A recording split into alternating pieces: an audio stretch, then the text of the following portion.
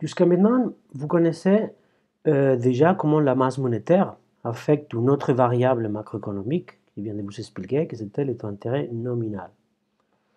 Donc, si vous vous rappelez, les types de mécanismes derrière tout ça, c'était très simple. Donc rappelez-vous, basiquement, l'équilibre entre l'offre et la demande de monnaie. Rappelez-vous, c'était ce modèle d'offre-demande de synthèse réelle qui était derrière la loi ou l'équation quantitative de la monnaie. Ça va déterminer les niveaux des prix dans notre économie. Ça, à nouveau, va affecter le taux d'inflation. Et alors, par l'équation de Fischer, ce taux d'inflation va affecter le taux d'intérêt nominal. L'histoire que je vous montre maintenant, c'est qu'il y a quand même un autre effet qu'on n'a pas encore considéré, qu'il va faire qu'en fait, cette modification du taux d'intérêt, il va ajouter un autre effet additionnel, qui ça va être un effet de feedback, un autre effet additionnel sur l'inflation et à nouveau sur le taux d'intérêt nominal. Vous allez voir. Donc pour cela, il faut revenir au modèle que je vous expliquais avant de demande et offre des synthèses réelles. On va se focaliser dans la partie des demandes des synthèses réelles parce que ça va être la partie qu'on va modifier par rapport au modèle que je vous expliquais dans des vidéos précédentes. Donc rappelez-vous, dans des vidéos précédentes, je vous ai montré que la demande des synthèses réelles, ça on est représenté par ce truc-là, N divisé P D, c'est simplement une représentation de dire la demande des synthèses réelles. Ben, nous on disait que les gens, ils gardaient de la monnaie en liquide, ils détenaient de la monnaie, simplement pour des motifs de transaction. Eux, ils avaient besoin de faire des transactions, mais eux, ils savent que la monnaie va nous aider à faire des transactions, alors ils vont garder de la monnaie. Bon, la façon d'exprimer ça mathématiquement, on avait dit que, on peut imaginer que le plus on a des revenus, le plus on va faire des transactions dans une économie. On pourrait imaginer que cette fonction-là, la demande des synthèses réelles, c'est une fonction croissante du revenu de notre économie. Et rappelez-vous que l'idée, c'est toujours la même. Plus de revenus on pourrait bien imaginer que dans une économie avec un revenu plus élevé, les séances économiques ils vont faire plus de transactions et alors ils vont demander beaucoup de monnaie en liquide. Ça, c'est un peu l'idée que je vous ai montré. Donc les gens, ils détiennent de l'argent simplement pour des raisons, pour des motifs de transaction. Voilà. Mais je vous avais dit que ça, c'est un des motifs qui pourrait nous expliquer pourquoi les gens détiennent de la monnaie en liquide. Il pourrait avoir des autres motifs. Et ça, c'est l'idée qu'on va faire maintenant. On va ajouter que c'est possible qu'il y ait un autre motif qu'on va appeler motif de spéculation, qui va faire que les gens ils vont détenir de l'argent. En fait, l'idée de ces motifs de spéculation, c'est très simple. L'idée, c'est que quand vous gardez de l'argent en liquide, ou de la monnaie en liquide, le problème qu'il va y avoir, c'est que vous allez renoncer indirectement à les taux d'intérêt nominal que la banque pourrait vous donner si à la place d'avoir gardé la monnaie en liquide, vous aurez mis cette monnaie-là dans la banque. Vous avez mis l'argent dans la banque et la banque aurait prêté à quelqu'un. Donc en fait, vous allez voir que quand vous détenez de la monnaie en liquide, vous allez avoir un coût d'opportunité. En économie, un coût d'opportunité, c'est les choses que vous laissez de gagner pour avoir fait quelque chose. Donc vous allez voir que l'effet de garder de la monnaie en liquide, vous allez laisser de gagner les taux d'intérêt nominal. Les taux d'intérêt nominal, c'est ce qu'on appelle les coûts d'opportunité de la monnaie. Donc je vais vous expliquer au tableau pourquoi c'est exactement les taux d'intérêt nominal les coûts d'opportunité de garder la monnaie en liquide. Donc pour comprendre pourquoi les taux d'intérêt nominal, ça représente le coût d'opportunité de garder la monnaie en liquide, ce qu'on va faire, c'est on va comparer les rendements réels de garder de la monnaie en liquide et les rendements réels à la place de garder la monnaie en liquide, de les mettre dans la banque, dans un prêt, de les donner à la banque, et la banque après, elle va prêter de l'argent à quelqu'un. Donc, c'est quoi les rendements réels de la monnaie? Bon, les rendements réels de la monnaie, c'est comme dans l'équation de Fischer, c'est les rendements réels, c'est le taux d'intérêt réel, c'est simplement le taux d'intérêt nominal moins l'inflation anticipée. L'histoire ici, c'est que, ça c'est le rendement. Donc, l'histoire ici, c'est que la monnaie, c'est quoi le taux d'intérêt nominal lié à la monnaie? La monnaie, ça ne vous rapporte rien, c'est simplement vous gardez ça dans votre poche. Voilà, ça ne vous rapporte rien. Donc, le taux d'intérêt nominal lié à la monnaie, c'est 0. Donc le rendement réel de la monnaie, c'est simplement moins l'inflation anticipée. L'idée est très simple, quand vous gardez la monnaie, en fait, en termes nominal, vous allez rien perdre, mais en termes réels, vous allez perdre l'inflation. Rappelez-vous que l'inflation, c'était quelque chose qui va éroder le pouvoir d'achat de la monnaie. Après, c'est quoi le rendement réel d'avoir mis, par contre, l'argent dans la banque? C'est simplement les taux d'intérêt réels que la banque, vous savez donner un certain taux d'intérêt nominal et ça vous donne un taux d'intérêt réel. Donc, c'est quoi les coûts d'opportunité de garder la monnaie en liquide? C'est-à-dire, c'est quoi les choses que vous laissez de gagner parce que vous savez garder de la monnaie en liquide? Ça va être les taux d'intérêt réels. Mais attention, peut-être on a aussi gagné de l'argent, on avait aussi un rendement d'avoir gardé la monnaie, que c'est moins pi A. Donc, les rendements d'avoir gardé les coûts d'opportunité de garder de la monnaie liquide, c'est les rendements du prêt moins les rendements d'avoir gardé de la monnaie en liquide. Ça nous donne moins avec moins, c'est plus. Donc, ça, c'est les taux d'intérêt nominal.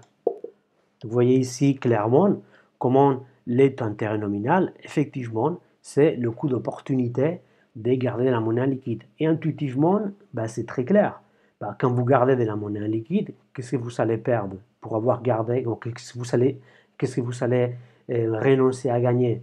La chose que vous allez renoncer à gagner, c'est le coût d'opportunité de garder de la monnaie en liquide, c'est le taux d'intérêt nominal, que c'est le taux d'intérêt que la banque va vous offrir si vous mettez cet argent dans la banque. Donc vous allez voir que dès qu'on a ça clair dans la tête, on pourrait modifier un peu notre modèle de demande des encaisses réelles. Donc si vous vous rappelez, je vous avais dit que la demande des encaisses réelles, on est noté par cette expression-là, ça simplement, ça nous représente la demande des encaisses réelles. On disait que les gens gardaient de la monnaie liquide pour des motifs de transaction. Donc, je disais que c'était K fois Y. Donc, pour être plus général, les choses qu'on va imaginer, c'est qu'à la place de mettre cette fonction spécifique, je vais le mettre plus général. Donc, je vais dire que la demande des encaisses réelles, ça va être une fonction, je vais l'appeler L, une fonction que ça dépend du revenu. Et c'est simplement, rappelez-vous, là, il n'y a rien d'autre que va nous modéliser l'idée de que les gens gardent la monnaie pour motif de transaction.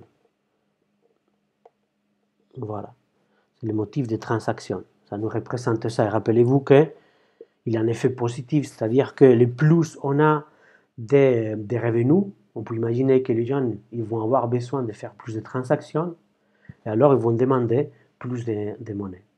Mais maintenant, je viens de vous montrer qu'il pourrait y avoir une autre raison pour laquelle les séances économiques aimeraient bien avoir de la monnaie en liquide. Ça, c'est ce qu'on appelait les motifs de spéculation. C'est l'idée que la demande de monnaie, ça va dépendre aussi du taux d'intérêt nominal. Et rappelez-vous que le taux d'intérêt nominal, c'est simplement les coûts d'opportunité, c'est-à-dire les choses que vous laissez de gagner pour avoir gardé la monnaie en liquide. Ça, à cet effet-là, on l'appelle les motifs, rappelez, de spéculation. Motifs de spéculation. Et on savait que cet effet-là, c'est un effet négatif. L'idée est très simple. Si le taux d'intérêt est très élevé, on l'augmente, les coûts d'opportunité de garder de la monnaie en liquide, ça devient plus élevé, alors vous préférez pas garder autant de monnaie en liquide. Donc la demande des monnaies ou des encaisses réelles va diminuer. Donc ça, c'est la petite modification qu'on va faire dans notre modèle des encaisses réelles. Donc vous allez voir que cette petite modification que s'est ajoutée cet effet-là, les motifs de spéculation, va avoir des implications très intéressantes. En fait, l'implication que vous allez voir, si vous vous rappelez les raisonnements que je vous expliquais il y a quelques minutes par rapport au taux d'intérêt, on avait dit par rapport au taux d'intérêt, comment est-ce que la masse monétaire affecte les taux d'intérêt. On avait dit que à partir de l'équilibre entre l'offre et la demande des encaisses réelles, je vais les représenter comme ça. Donc à partir de l'équilibre des offres et demandes des encaisses réelles, ça rappelez-vous que l'équation quantitative de la monnaie, ça vient de cette égalisation-là. Là, on sait que cet équilibre-là va déterminer les niveaux de prix de notre économie. Et on sait à partir de l'équation de Fischer que les niveaux de... Pardon, on sait avant de l'équation de Fischer, on sait que la variation du niveau de prix, ça va déterminer l'inflation. Et on sait déjà que l'inflation, à partir de l'équation de Fischer, va déterminer les taux d'intérêt. Mais maintenant, on a un effet additionnel. Si ce taux d'intérêt est modifié, il va modifier à nouveau la demande maintenant des synthèses réelles. Cette demande des synthèses réelles va modifier cet équilibre là des synthèses réelles. Et à nouveau, ça va modifier P. Et à nouveau, ça va modifier l'inflation. Et à nouveau, va modifier les taux d'intérêt nominal. Donc en fait, les choses que vous allez voir ici, c'est que l'effet d'avoir ajouté ces motifs de spéculation, il va ajouter toutes ces parties-là, que c'est un effet feedback. Les taux d'intérêt, il a à nouveau un autre effet, et c'est tout ça. Donc cet effet-là, c'est très simple, je répète, c'est simplement que les taux d'intérêt maintenant, il va à nouveau modifier la demande des synthèses réelles, qui va modifier l'équilibre entre l'offre et la demande des synthèses réelles, et là, va modifier le niveau des prix. Le niveau des prix va modifier l'inflation. Et l'inflation, à nouveau, va modifier les taux d'intérêt nominal. Donc, vous allez voir que cet effet-là, il va ajouter une implication très importante, surtout pour les comportements de certaines banques centrales. Alors, vous voyez ici exactement les choses que je vous ai montrées au tableau. Maintenant, on va ajouter au motif des transactions, se trouve là, on va ajouter le motif de spéculation. Et à nouveau, je vous répète, intuitivement, c'est quelque chose de très simple. Il nous dit simplement que le plus grand, c'est les taux d'intérêt, le plus grand, c'est les coûts d'opportunité de garder la monnaie liquide. Donc là, c'est mieux évidemment que vous mettez de l'argent plutôt dans la banque que de le garder dans votre poche. Donc les gens, le plus grand, c'est le taux d'intérêt nominal, les plus petites, ça va être la demande des synthèses réelles. Et là, comme je vous avais dit, là, ce motif de spéculation va ajouter cet effet de feedback. Et l'idée que je vous avais dit au tableau, c'était très simple. Si maintenant je vous disais, avant, on savait que l'équilibre entre l'offre et la demande de monnaie, ça va déterminer le niveau de prix. Le niveau de prix va déterminer les taux d'inflation. Et les taux d'inflation, à partir de l'effet Fischer, il va déterminer le taux d'intérêt nominal. Maintenant, quand vous ajoutez cet effet feedback, simplement le motif de spéculation, ce qui va passer, c'est qu'on ne s'arrête pas dans cette espèce de chaîne de raisonnement, on ne s'arrête pas à les taux d'intérêt nominal changent. Maintenant, ce taux d'intérêt nominal, à nouveau, va modifier la demande de monnaie. Cette demande de monnaie qui va être modifiée, ça va modifier l'équilibre entre l'offre et la demande de monnaie. Alors, le niveau des prix va être modifié. Et à nouveau, l'inflation va être modifiée. Et l'inflation, à nouveau, il va modifier le taux d'intérêt nominal. Voilà. Donc, ça, c'est un peu l'effet feedback que je voudrais vous montrer. Bon, vous allez voir que cet effet feedback, en fait, il va avoir des conséquences très importantes. Donc, imaginez-vous qu'on considère deux dates. Donc, imaginez-vous qu'aujourd'hui, on se trouve à la date 0, on l'appelle 0, simplement pour dire la date d'aujourd'hui.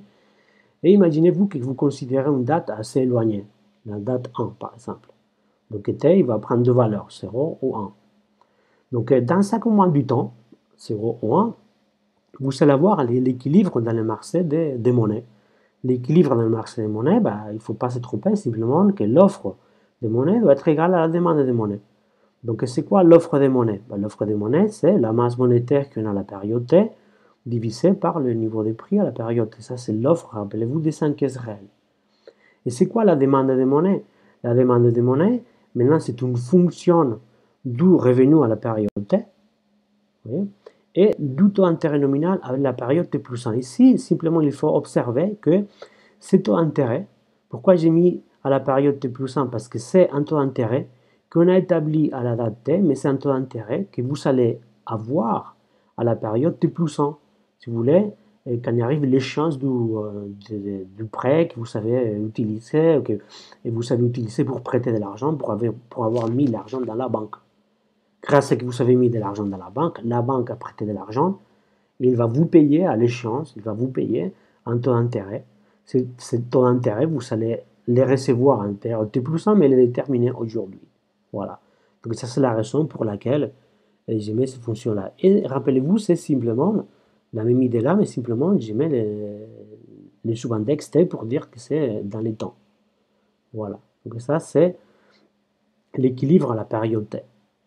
Évidemment, nous, on sait déjà que par les relations de Fisher, les taux d'intérêt à la période T+1, c'est simplement les taux d'intérêt réels à la période T+1 plus l'inflation anticipée de la période T+1. À nouveau, il faut se rappeler que cette inflation anticipée, c'est une inflation, même si c'est marqué T+1, c'est une inflation qu'on anticipe à la période T. On dit à la période T, on pense que l'inflation à la période T+1, ça va être ça. Voilà, donc ça, c'est l'équation de Fisher. Donc les choses qu'on va faire, c'est on va mettre IT+1 qu'on avait là, on va les remplacer pour cette expression-là, et vous allez avoir cette petite expression. Donc cette petite expression-là, l'unique chose qu'elle nous dit, c'est nous montrer l'équilibre, n'importe quel moment du temps, entre l'offre et la demande des 5 caisses réelles. Bon, vous allez voir que cette équation-là, elle va nous donner des implications très très importantes par rapport au comportement de certaines banques centrales. Je vais vous expliquer ça au tableau. Donc imaginez-vous la situation suivante. Imaginez-vous qu'aujourd'hui on est à la période 0. Imaginez-vous qu'à la période 0, la banque centrale il va faire une annonce. Donc la banque centrale elle va dire à la période 0, dans l'actualité, la banque centrale va garder une masse monétaire M0. Voilà.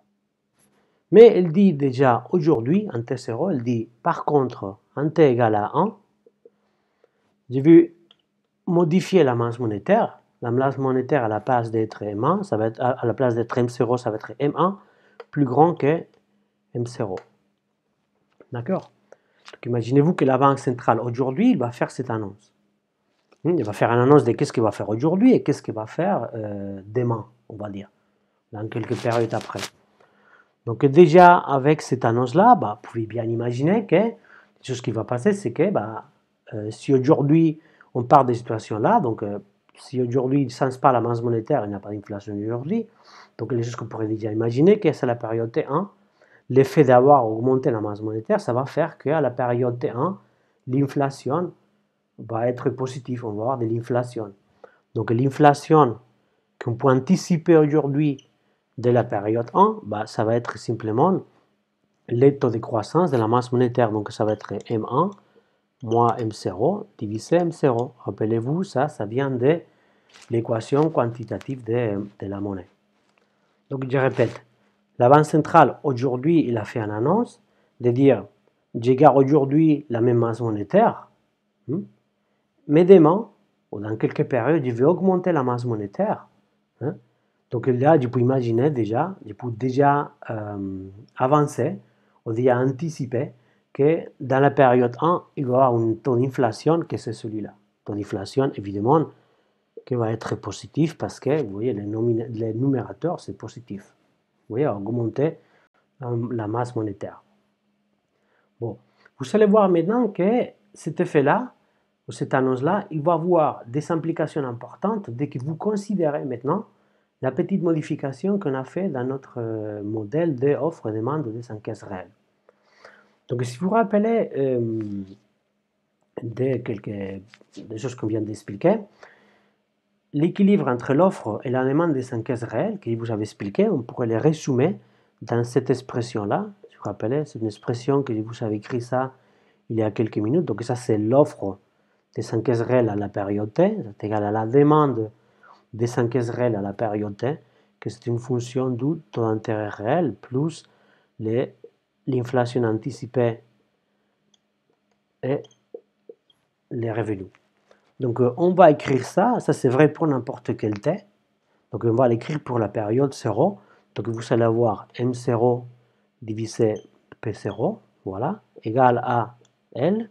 Là vous allez avoir R1 plus inflation anticipée 1 I0. Donc ici, l'histoire c'est que l'inflation anticipée, on la connaît déjà. Donc là, on peut les remplacer là-dedans. Donc si on les remplace là-dedans, Voilà, je vais mettre cette expression-là, donc plus M1, M0 divisé M0. Donc on va observer cette petite équation-là, que ça va être une expression hyper importante pour expliquer le fait que je voudrais vous raconter. Donc ici, dans cette expression-là, les choses que vous voyez, c'est, rappelez-vous, le taux d'intérêt réel, c'était quelque chose qui va être déterminé en dehors de ce modèle-là. Disons, rappelez-vous, ce taux d'intérêt est déterminé avec l'offre, la demande de fonds prêtables, disons, dans le chapitre 3, qui n'a rien à voir, ce chapitre-là, avec notre offre de monnaie, etc. Donc là, pour nous, c'est comme si c'est quelque chose exogène. Y, on avait dit qu'il ne change pas, elle est fixe, parce que le capital et le travail sont fixes, donc là, ça ne va rien changer. Mais qu'est-ce qui va passer ici? Ici, les choses qu'on sait, c'est que, comme la Banque centrale aujourd'hui a annoncé cette modification-là de la masse monétaire, nous, on peut déjà anticiper aujourd'hui qu'on va voir, dans la période 1, il va y avoir une inflation, celui-là. L'effet qu'on a anticipé de l'inflation, ça va faire que ces parties-là, rappelez-vous que c'était les taux d'intérêt nominal, c'est-à-dire les coûts d'opportunité de la monnaie, en fait, va augmenter. Simplement parce que la Banque centrale a annoncé qu'il va faire ça dans le futur. Donc aujourd'hui, on va déjà anticiper le fait qu'il va y avoir de l'inflation dans le futur. Donc ça va augmenter les taux d'intérêt qu'on voit maintenant. Donc cette augmentation du taux d'intérêt, ça va augmenter les coûts d'opportunité de garder de la monnaie en liquide. Donc les gens, du coup, ils vont garder moins de monnaie en liquide. Donc la partie droite de l'équation va diminuer. Donc pour garantir l'équalisation là, l'égalité, il devrait avoir quelque chose dans la partie gauche qui devrait faire que cette partie gauche diminue aussi. Les choses qu'on voit ici, c'est que M0, c'est quelque chose qui ne va pas changer. La Banque centrale, il a dit, il ne va pas la changer, M0. Donc l'unique possibilité, c'est que c'est les niveaux de prix qui devraient augmenter. Cette augmentation du niveau de prix, ça va permettre que la partie gauche de cette équation-là va diminuer et comme ça, les deux parties vont s'égaliser. Et qu'est-ce qu'il passe si le niveau de prix augmente? Les choses qui vont passer, c'est qu'aujourd'hui, à la période 0, l'inflation va augmenter. Et ça, c'est quelque chose de très important parce que rappelez-vous, aujourd'hui, la Banque centrale, elle a dit qu'elle ne va rien modifier de la masse monétaire. Donc théoriquement, l'inflation aujourd'hui ne devrait pas être modifiée. Mais par contre, comme la Banque centrale aujourd'hui aussi a annoncé que dans le futur va augmenter la masse monétaire, ça, il a fait que les séances économiques anticipent qu'il va y avoir de l'inflation dans le futur.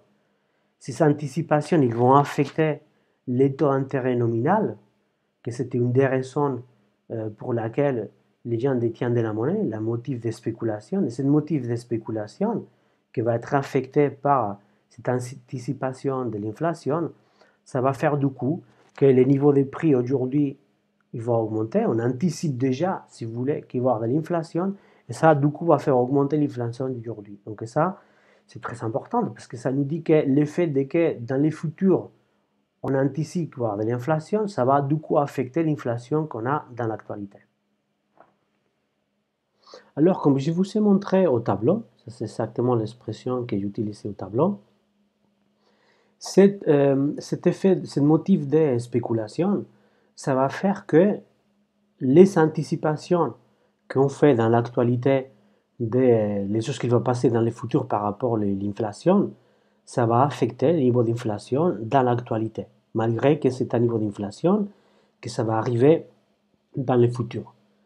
Cet effet que je vous ai montré au tableau, que je vous mets en évidence ici, c'est un effet qui explique beaucoup les comportements de beaucoup de banques centrales. En fait, si vous prenez un banquier central, par exemple maintenant dans l'Union européenne, vous savez Madame Lagarde, et dans le passé on avait M. Draghi, vous allez voir, si vous remarquez un peu, que les banquiers centrales de tous les banques centrales, ce pas des gens qui sortent souvent dans la télé ou dans la radio, ou dans les journaux. C'est un peu étrange ça, parce que ces décisions sont tellement importantes qu'on pourrait bien imaginer que ce type de gens, ils devraient sortir souvent à la télé, à la radio, les journaux, pour annoncer, etc. Mais les choses que vous savez déjà, c'est pourquoi ce type de gens, en fait, ils font hyper gaffe quand ils font des annonces ou quand ce type de gens parlent. Parce que vous savez que quand ce type de gens parlent, quand ils font des annonces, ça va affecter à notre anticipation par rapport à l'inflation. Par exemple, si Madame Lagarde elle fait une certaine annonce qui va nous permettre de dire peut-être l'inflation dans le futur va augmenter, ça c'est très important parce que ça, le problème c'est que ça va faire que dans l'inflation actuelle va augmenter en fait, malgré que c'est quelque chose qui devrait passer dans le futur. Donc les banquiers centrales, quand ils font ces annonces, ils font hyper gaffe. Ils ne vont pas annoncer des choses qui pourraient affecter énormément les anticipations, alors créer de l'inflation dans l'actualité. Ou peut-être au contraire, peut-être les banquiers centrales, s'ils ont envie de modifier l'inflation dans l'actualité sans toucher la masse monétaire, une chose qu'ils pourraient faire, c'est faire une annonce qui va faire que vous allez changer votre anticipation par rapport à l'inflation. Donc c'est simplement pour vous dire que quand vous ajoutez ce motif de spéculation, il y a un effet additionnel que c'est très marrant, que c'est lié aux anticipations et que ça explique d'ailleurs beaucoup des comportements de beaucoup de banquiers centrales.